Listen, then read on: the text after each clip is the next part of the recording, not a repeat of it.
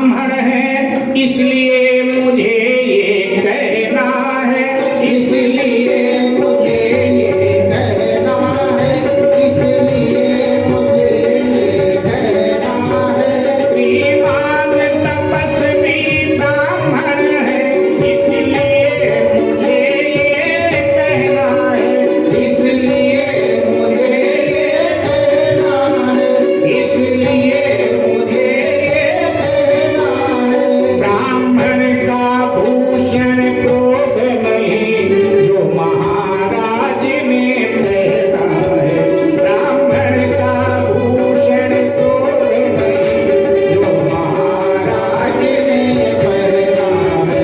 ये कहना है रजपूतों का जो पहना जाता है रण में, जो पहना जाता है रण में, जो पहना जाता है रण में। अपराध क्षमा हो महामुने, चाहिए शांति ब्राह्मण में, चाहिए शांति ब्राह्मण में, चाहिए शांति ब्राह्मण में, चाहिए शांति ब्राह्मण में, चाहिए शांति ब्राह्मण में। ब्राह्मण देवता ये आपको शोभा नहीं देता। आप ब्राह्मण हैं, संत हैं, तपस्वी हैं। ब्राह्मण का आभूषण क्रोध नहीं है महाराज।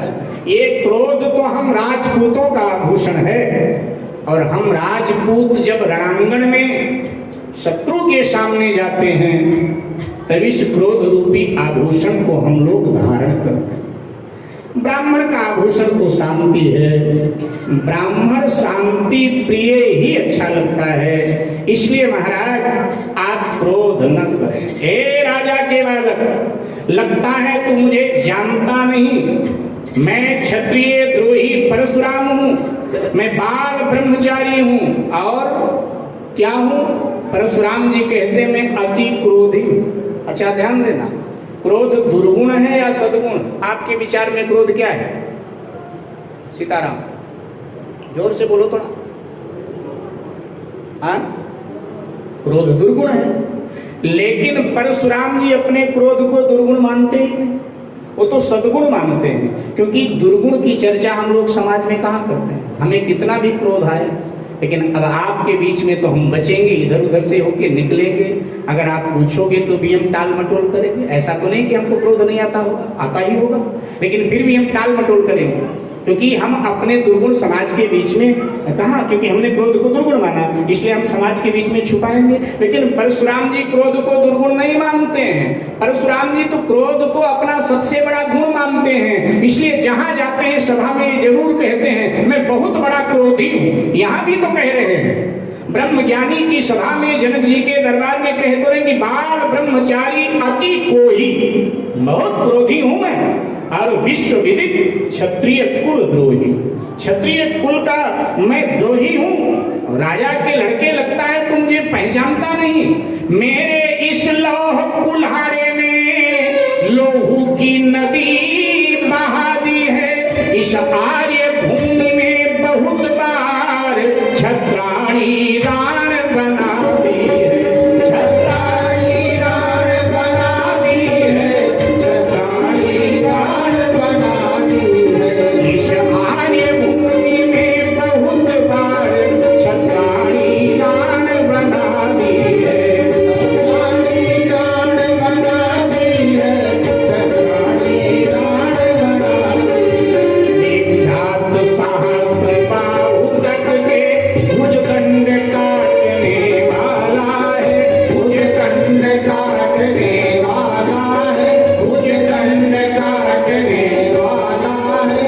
इस घर से तो तू भी लोग ये खून चाटने वाला है, ये खून चाटने वाला है, ये खून चाटने वाला है, ये खून चाटने वाला है।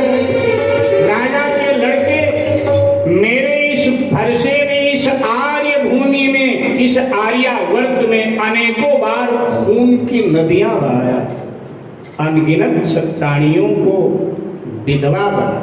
समझ और ये कह करके जैसे दौड़े लक्ष्मण जी की ओर, तो हाय हाय सब सभा पुकारा, सारी सभा से आवाज आई, अरे बचाओ बचाओ बचाओ की ध्वनि होने लगी। मेरे भाई बहन, भगवान श्री राम बीच में आ और कहा, प्रभु बालक है और बड़े बच्चों के मुंह नहीं लगते हैं, क्षमा करें। आइए, आपको पहचान नहीं पाया ढंग से, क्योंकि आपके वेश में विरोधाभास है। अब एक दृष्टि से देखें तो आप ब्राह्मण प्रतीत होते हैं, लेकिन दूसरे दृष्टि से ये अस्त्र शस्त्र जो धारण कर रखा है इससे क्षत्रिय प्रतीत होते हैं। तो इस चक्कर में ये निर्णय नहीं कर पाया आप कौन हैं। महाराज, मेरा निवेदन है कि आप इसको क्षमा कर दीजिए, क्षमा कर दीजिए। और जब कहा कि आप इसको क्षमा कर दीजिए तो कहा कि राघव, समझ गया, तुम दोनों भाइयों की मैं चाल समझ गया। एक नरम बना हुआ है और दूसरा गरम बना हुआ है। तुम्हारी वाणी जब निकलती है तो मेरा हृदय शीतल हो जाता है, लेकिन जैसे तुम्हारा भाई बोलता है तो फिर मेरे हृदय में क्रोध की ज्वाला भड़क उठती है। इसको ऐसा करो, अगर चाहते हो ना मेरा क्रोध शांत हो जाए, तो बेग करहो कि न आखिन ओटा, देखत छोट लेकिन खोट निपट होता। ये देखने में छोटा लगता है, बड़ा भोला लगता है, लेकिन ऐसा ऐसे है कि जैसे सोने के कलश में विष भर दिया जाए, वैसे ये व्यक्ति है। इसको मेरे आंखों के सामने से हटाओ। अब लक्ष्मण जी काल हैं, और काल को मेरे भाई बहन क्या हम लोग देखना चाहेंगे क्या? अगर काल हमारे सामने के खड़ा हो जाए तो हम क्या करेंगे? हम कहेंगे इसको मेरे आंखों के आगे से हटाओ। तो कहा कि मेरे आंखों के आगे से इसको हटाओ। इतना कहा ही था कि लक्ष्मण जी फिर धीरे से बोल पड़े, बोले, अगर हमसे ज्यादा आपको परेशानी है महाराज, तो हम तो गुरु जी के साथ आए और तुम तो बिना बुलाए ही आ गए महाराज, इसलिए आप ही चले जाओ अगर हमसे परेशानी है। और अगर नहीं जाते हो तो मुंह आंख कतहु को नाही, आप अपनी आंखें स्वयं बंद कर दो। अच्छा, ये बड़े पते की बात लक्ष्मण जी बता रहे हैं, ध्यान देना। लक्ष्मण जी परशुराम जी को ठीक से पहचान गए, परशुराम जी ही लक्ष्मण को नहीं पहचान पा रहे। अच्छा, एक बात और बता करके मैं आगे बढ़ूं। कई लोग इस लक्ष्मण जी के और परशुराम जी के संवाद को विवाद के रूप में देखते हैं। अगर विवाद होता तो तुलसी जी संवाद ना लिखते, विवाद ही लिखते, इसका नाम देते विवाद, लेकिन उन्होंने लिखा है संवाद। ये संवाद है, विवाद नहीं है मेरे भाई बहन। परशुराम जी पहचान नहीं पा रहे हैं, क्योंकि क्रोध में भरे हुए हैं, और लक्ष्मण जी उनको ये बताना चाहते हैं। अपने वक्तव्य में लक्ष्मण जी ने कहा है ना, मैं तुम्हारा अनुचर मुनिराया, परिहर क्रोध करिए अब दाया। आप मुझ पर क्रोध क्यों कर रहे हैं ब्राह्मण देवता? क्योंकि मैं आपका अनुचर हूँ, मैं आपका सेवक हूँ, आप मेरे स्वामी हो, और स्वामी जो है कभी सेवक पर क्रोध नहीं करता है, दया करता है। मैं आपका दया पात्र हूँ, इसलिए आप मुझ पर दया कीजिए। अब आप कहेंगे सेवक कैसे हो गए? ध्यान दें, लक्ष्मण जी बताना चाहते हैं कि जो कार्य आप करने आए थे वही कार्य मैं भी करने आया हूं। आप जो कार्य करने आए थे आपने बहुत हद तक किया तो वो कार्य, लेकिन थोड़ा आप पथ से भटक गए और काम पूरा आप नहीं कर पाए। आप भी आए थे अधर्म विनाश के लिए, आपने अधर्म का विनाश तो किया, लेकिन थोड़ा सा पथभ्रष्ट हो गए। अब अधर्म फिर पल रहा है समाज में, तो उसी को नष्ट करने के लिए मैं भी आया हूं। मैं तुम्हारा अनुचर मुनिराया, वही काम करने में आया हूं। लेकिन अब क्रोध में भरे हैं चूंकि परशुराम, तो इसलिए कहां समझ पाए। लेकिन जब ये वाली पंक्ति हमारे महात्मा कहते हैं कि लक्ष्मण जी बोले, तो परशुराम जी के समझ में आया, अच्छा तो तू उस दिन अगर मैं थोड़ी हिम्मत जुटा लेता ना, तो आज तू बकबक न करता मेरे सामने। कह दिया परशुराम जी ने, नत यही काटी कुठार कठोरे, बुरही बुरी न हो त्यों सब, बुरही बुरी न हो त्यों सब।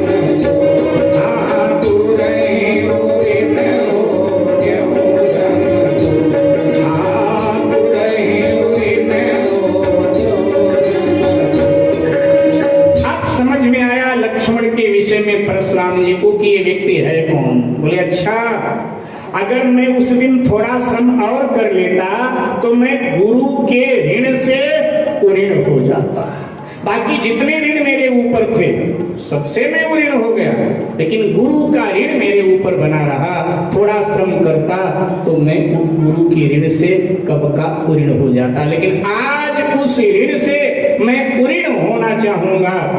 आज तेरा सर काट करके वो ऋण तब का अब चुकाऊंगा।